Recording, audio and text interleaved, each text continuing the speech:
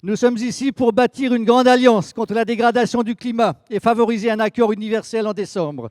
Mais auparavant, nous avons une grande plénière d'ouverture qui va donner le ton de ces 2 jours.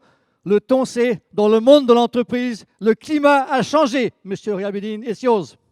Ladies and gentlemen, this year, 2015, the year of the 70th anniversary of UNESCO, may become a turning point for global action to build the future we want for all. This meeting today is a milestone towards the 21st Conference of Parties of the United Nations Framing Convention on Climate Change, to be held here in Paris, November-December. We hope that this conference will find a path for mitigating the climate change and building the capacity of people to face its impacts. La raison finalement pour laquelle ce sommet rassemble aujourd'hui plus de 1000 personnes qui sont venues naturellement à Paris et que les entreprises ont réalisé que écologie rime avec économie. Ce défi de penser une nouvelle société est celui de notre génération. Le laisser-aller climatique n'est certainement pas une option.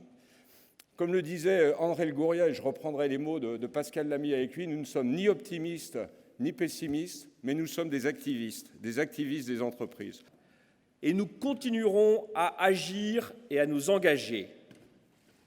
Ces années d'initiative et d'action ont également montré que le développement de ces solutions nécessite des politiques plus audacieuses et plus intelligentes afin de générer des marchés plus importants, déployés à l'échelle et au rythme requis par l'urgence climatique. How can we actually make it possible to move in that direction? If we do the regulations right, if we do the pricing right, then the private sector will do what they do better.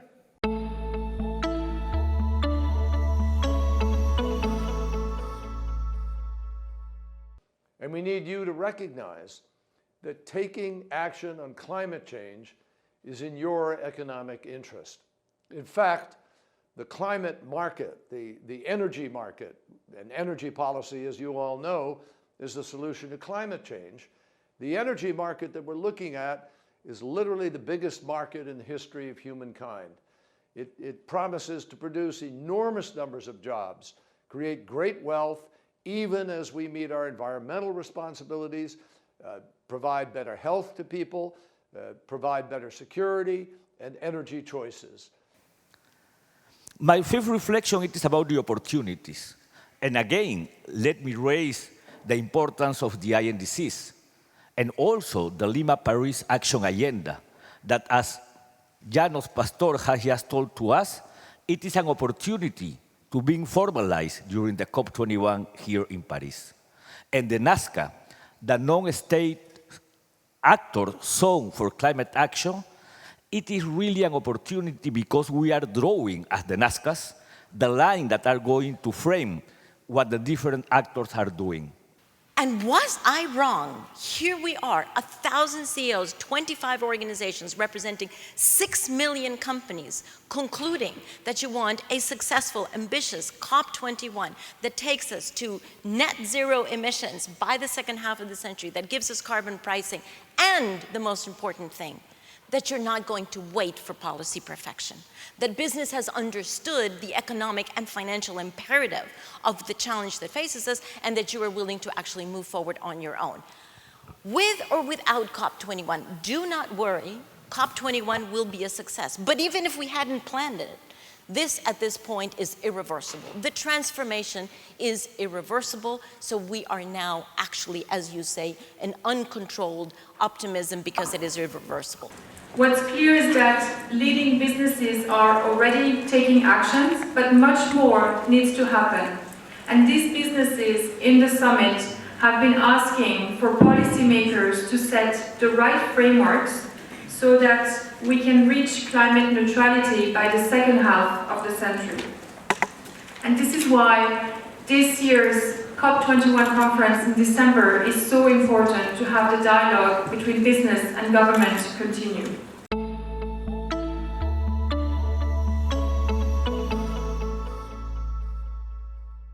We need to see some convergence in the pricing mechanism for carbon. My dream is to see a situation where China, North America, Europe, and maybe a few other countries will have carbon pricing mechanism which will give the same time of long-term price signal. Don't forget that a key challenge for the next period, the post-COP21, is not just industries. It's all the sectors like housing, transportation, where we need to pass price signals to individuals. And there we need to think of a simple system which will allow individuals to make the right decisions when it comes to insulating their houses or choosing the way they transport themselves. L'objectif premier, c'est de réorienter les flux de nos économies vers un monde décarboné et, comme disent les spécialistes, parce qu'il y a des spécialistes dans ce domaine, résilient au changement climatique. Pour dire en termes simples les choses, il faut faire preuve d'une ingénierie financière pour faire travailler chaque euro ou chaque dollar public, je ne veux pas préjuger, pour investir massivement dans le financement de la transition énergétique. Les ministres des Finances et les gouverneurs des banques centrales du G20, en avril dernier à Washington, ont mandaté le Conseil de sécurité financière pour travailler à cette question qui renvoie à des réponses réglementaires, parfois fiscales, pour que le secteur financier puisse appréhender correctement les risques climatiques. Mais si nous voulons véritablement envoyer des signaux au marché pour que les entreprises puissent prendre leurs décisions en fonction d'un optimum économique qui peut être un optimum écologique, la question du prix du carbone est forcément posée, parce que c'est le signe le plus tangible que l'on peut adresser à l'ensemble des acteurs économiques. You can start to see principles emerging. Has to be fair, can't penalise the poor, has to be effective, has to be at a price that actually starts driving emissions out of the economy, has to be predictable, has to be stable, things like this. And I think that's where now there's political interest in sending a signal from Paris that this can be done. There are actually lots of learning out there. This is the way to do it. And we see more and more and more jurisdictions now starting to work through in their INDCs and elsewhere, well, okay, when are we going to do it and how are we going to do it? Today, emerging economy businesses are in position to reduce carbon emissions, but they don't have right finance. Once carbon prices are there, it can be achieved.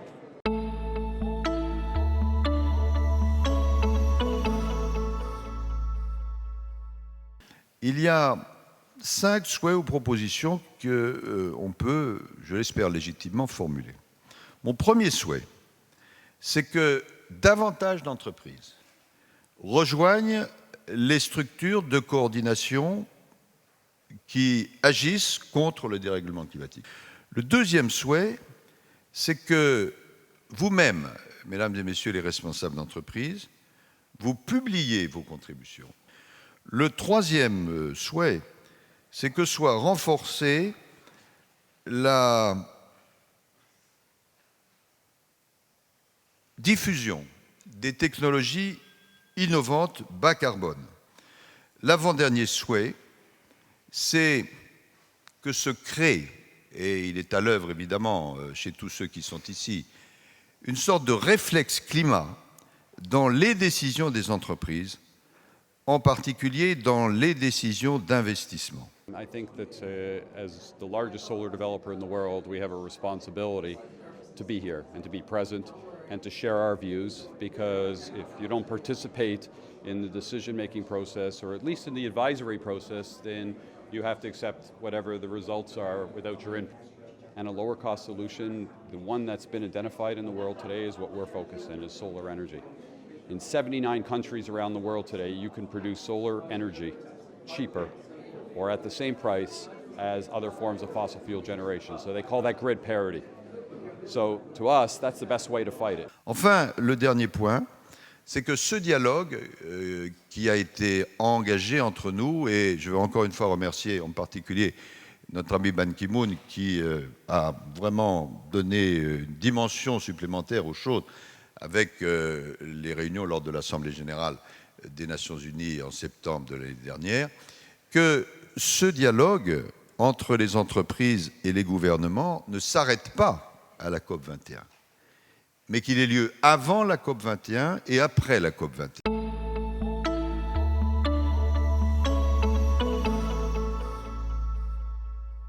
For them, actually, over the last 10 years, they've been trying to tell policymakers that actually climate change and its potential risks needs to have solutions, but also is an opportunity. What we believe, and why we think this conference was so important, was bringing together the French government to prepare for COP21 in Paris, but also other governments, was to try to work together as to what those solutions are, because we need to have clarity from the governments, as well as being able to then go forward and provide our different solutions. And perhaps more importantly, that there was a direct opportunity here to engage in their operations in a safe way. And I think now with this event here, I think we are seeing truly a turning point right in front of us, a turning point that can be measured by the fact that the organizers of this event, working with 6 million companies, are actually putting out a statement saying they really want to work with governments, in support of governments, hand in hand with governments, to get much more clear policy, to get carbon pricing, to get an ambitious agreement, to get the kind of certainty that is needed for both governments and businesses. So I actually think that the most important thing is that we have to work together. This is not just about business. It's about business, civil society, and governments working together to make it work and creating a vision which is about actually a positive way of moving forward, innovating and also creating new societies that can work in a climate-constrained world, but by the same token be healthier and actually be living in a very interesting new type of decarbonized society. Yeah, well, there are three outstanding common messages coming outside of this meeting. The first one is that companies, whatever their size, are already doing quite a lot to fight climate change. They do it because they think it's good for the business. They do it also because it's good for their own economics and because they have started, it's a source of innovation. The second point is that companies must and will do more. We must do more because we are not yet where we should be, and still temperature rise has to be curbed within the limits of 2 degrees. And third, companies together call for an ambitious objective coming from COP21. The objective of this meeting was for the companies to contribute to the success of COP21. We are bringing contributions, we are going to keep working on that, but we are calling for an ambitious agreement. It's just the beginning of a journey. They were asking, a few minutes ago, they asked, when do we expect to have zero emissions? Some politicians or some scientists predict that this could be done by the end of the century, but this might be too late. I think we have to do it, and we have to do it now, and I believe that Paris is the best option. Put the policies in place, make them credible, give institutions that give reasons to think that those policies are credible, then you will see very powerful response in investment, very powerful response in finance. When we look up, we have the sun every day. Panels, and we have acreage to lay them out. So that sounds like a very attractive project. And so we are embarked on developing a major integrated industry from the silica in the ground to the panel to the electric company. And hopefully one of these days, instead of exporting fossil fuels, we will be exporting gigawatts of electric power.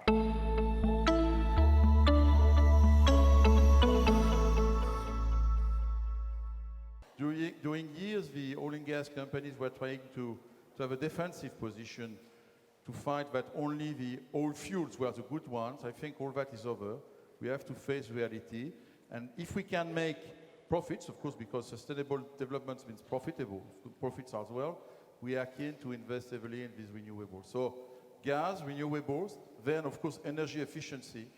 And from that point of view, we have also some gains to be done, for example, by trying to diminish as much as we can the flaring of our operations, and the flaring is part of the CO2 emissions. So there is a whole range of solutions that we can bring. So we are surely part of the problem, but we have also in our hand part of the solution. And so what we are saying is there are a few things that business can do.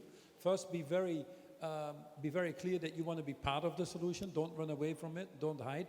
Don't start to resist it. Secondly, come up with solutions in your own products and your own shop. And thirdly, then work together with the governments and civil society to create coalitions for change. It's hard work, there's no doubt about it, but these things are starting to happen, fortunately.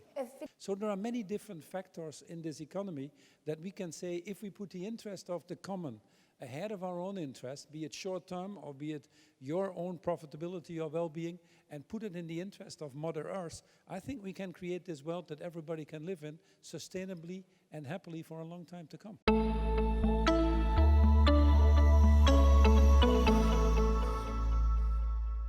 "25 organizations have managed to work together and to produce one statement.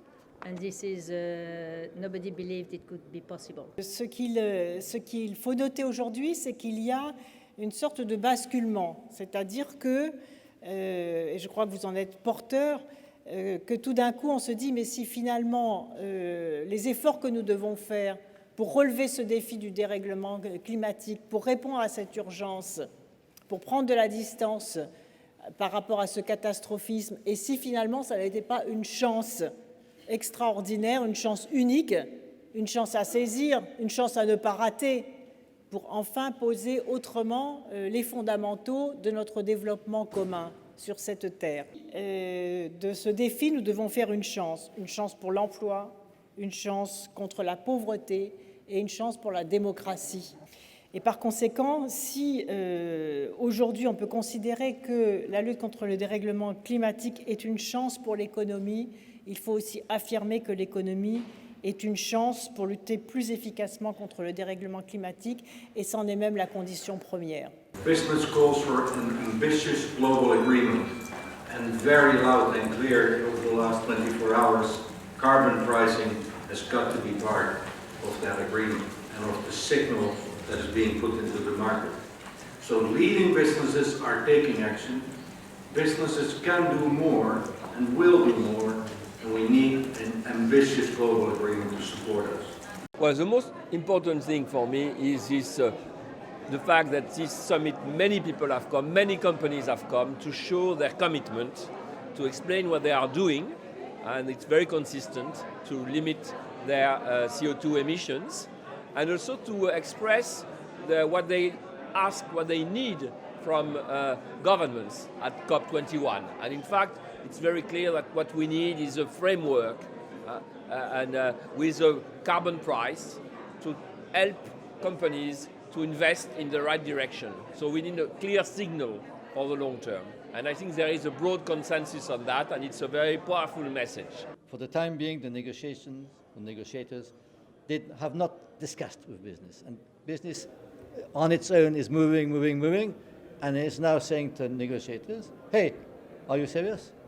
If you're serious, put the price on carbon, give us a long-term goal, set the policies, and we'll do much more than what we're doing now. But the problem is that if you want to fight against climate change, you have to have the world economy to do it. It's not going to be done only by negotiations which have nothing to do with the real life.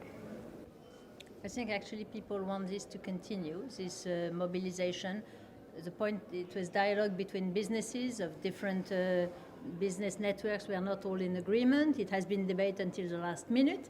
This communique has been hardly fought, and it is a result of cooperation that I hope after some time everybody will be happy with, and everybody will act more.